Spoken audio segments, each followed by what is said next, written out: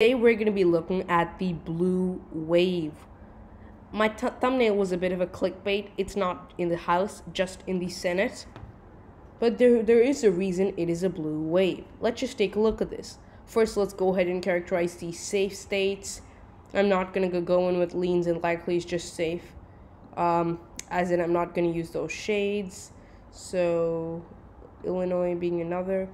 Colorado another, and for the Republicans, Idaho, Utah, North and South Dakota, Kansas, Oklahoma, Arkansas, Louisiana, Alabama, Kentucky, South Carolina, Indiana, and for the Democrats up here, Vermont, Connecticut, Maryland, and New York. That leaves 12 toss-ups. Interesting fact, Democrats are extremely close to a majority, 4. If they just get 4, they have the majority, and that's exactly what they have now. So I'm just going to show you which of those swing states they hold, and they hold New Hampshire. Boom. But why do I think the 2022 Senate midterms is a blue wave? Well, for a second, let's just assume that the Democrats hold all of these seats, right? In Georgia, Senator Raphael Warnock's seat will be held. In New Hampshire, Senator Maggie Hassan's seat will be held. In Nevada, Senator Catherine Cortez Masto's seat will be a hold for the Democrats, and in Arizona, Senator Mark Kelly's will win his election to his first full term. Right now, I'm going to go ahead and characterize some Republican states as not competitive. This Alaska being one of them. Florida being another, in my opinion. But these remaining 6 states, Democrats have a good chance of winning some of them. If you just look at these states, a lot of you might say Democrats have a chance of winning Pennsylvania, in Wisconsin, perhaps even in North Carolina. The ones you probably won't agree with me are in Ohio, Iowa, and Missouri. And to be honest, you have some points there. But the reason the map is so heavily favorable is because there are so many open seats in Pennsylvania. Incumbent Senator Patrick Toomey. Nope, let's go right back there where Harry Reid was the majority leader. And he retired. And so there's only 2 flips in 2016. Both were Democratic gains, but I want to look at Pennsylvania. There we had Republican Patrick Toomey. He almost lost. He just won by 1.5 points. And now he's retiring.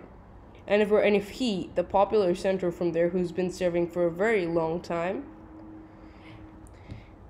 2 terms when he retires, if he faced such a competitive re-election, the incumbent, then there's a very good chance it would go blue. And I think that's the number 1 pickup for Democrats. I mean, everyone thinks Lieutenant Governor John Fetterman has a good chance. There is some controversy surrounding it. I do plan to make a video about that, so stay tuned for it. But to be honest, I think that is a Democratic pickup. So I'm just going to go ahead and make one more of these. Out colors, there we are. Yep, so I think this is a Democratic pickup. Ugh, I hate all these different bars, but okay. So Pennsylvania will go blue. And I'm just going to get rid of the charts. No, that's better. Okay. Now, in Wisconsin, Senator Ron Johnson, the Republican, said he might retire. Now, if we look at the Wisconsin Senate election, interesting stuff happens. The 2020, go back to the United States Senate. Oh, where we are. Other elections, yep, found it. So, what this means is in Wisconsin, Senator Ron Johnson, the incumbent Republican, over here, where is it? It's at the bottom. There we are, Wisconsin. Ron Johnson won by a big margin. This is in Wisconsin, which nearly went for Trump, remember that? And Russ Feingold was the senator in 2010, but then he defeated him in a 3-term senator, let me add, with 52% of the vote in 2010, which was a somewhat slight red wave year, especially in the House, but not so much in the Senate. But Russ Feingold, he ran again, a rematch, and everyone expected Ron Johnson to lose, but he won. And it's a huge thing. If he runs again, Democrats probably won't invest that much in the state, because while he's unpopular for some of his positions with Donald Trump, he is one of those survivalist candidates who manages to get through most things. But if he does not run, and he said and in fact he just recently said in a newspaper article I was reading that his preference is not to run, and that could mean that that's an open seat. Wisconsin has another Democratic senator, Tammy Baldwin, and she easily gets elected. Joe Biden won that state. Hillary almost won that state. And I just think that if Ron Johnson doesn't run, it's a Democratic pickup. But obviously, it's a second-tier pickup because we're not 100% sure about that. And Donald Trump is pressuring Ron Johnson to run. But in another state, North Carolina, this state is harder for Democrats. It's a harder territory, but there is some potential. Cal Cunningham could have won, but after the October surprise, he didn't do that well, and the polls showed him dropping, but he had a reasonable chance of winning. Quite a few people classified the race as a toss-up before, and still a few did classify it on Election Day. So again, this is a second-tier Democratic pickup, but there is potential for it. In Missouri, it's something different. It wouldn't be a competitive race whatsoever if it was not for two things.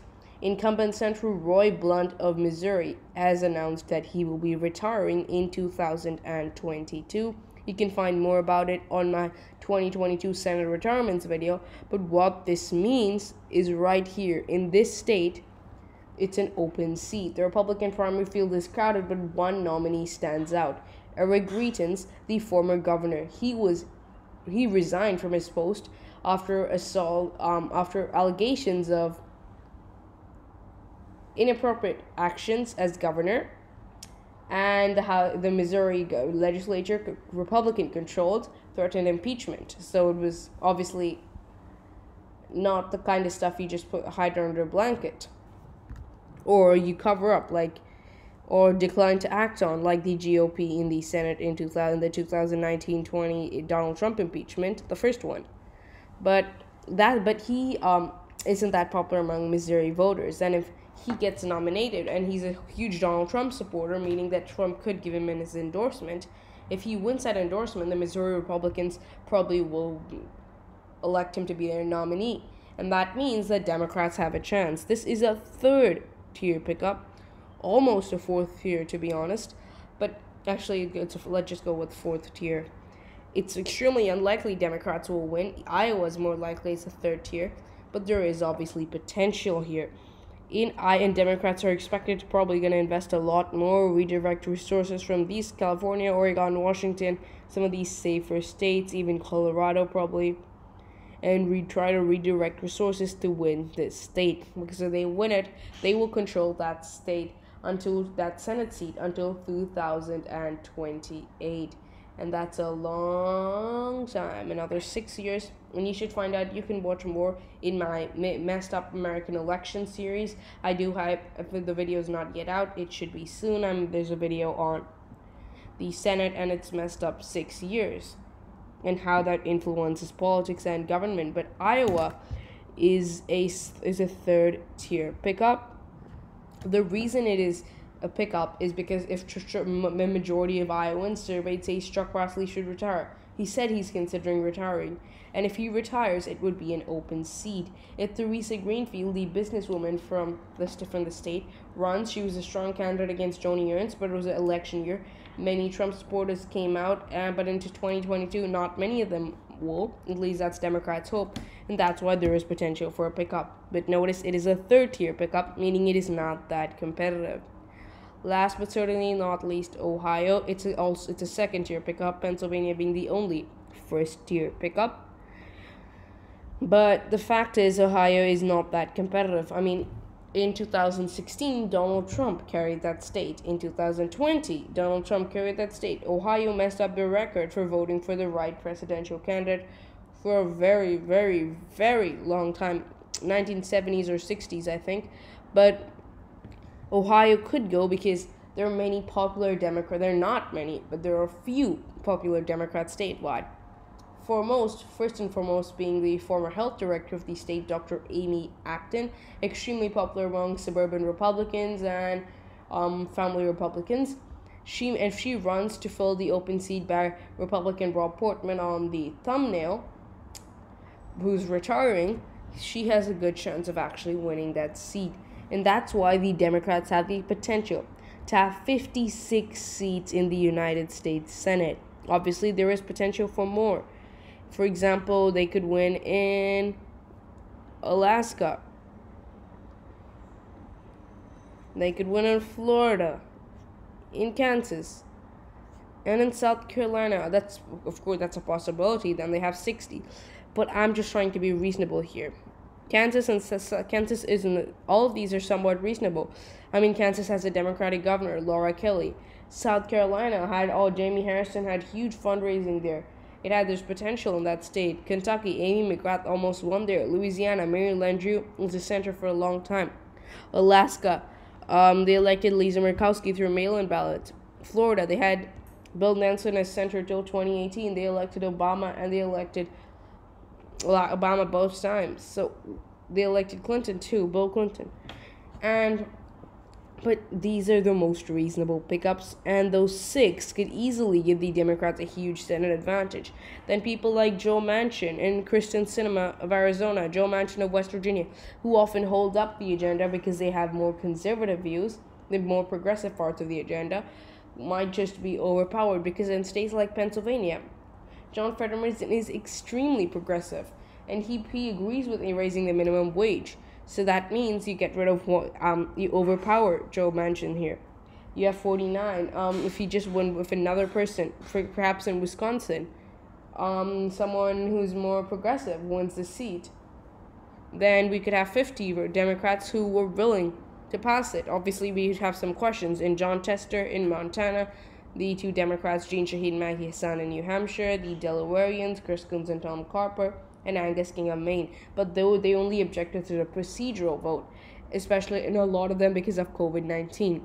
And the future index to inflation, many Democrats, probably those guys, maybe even Kristen Sinema might agree. And that's why there is potential for Democrats to pass many parts of their agenda, not now, but come 2023, when the new Congress is seated. If you like my content, please hit that red subscribe button and give it a heart, give it a thumbs up. And if you have any suggestions, tips, or comments, please share them down below in the comments. Thank you for watching, and please subscribe.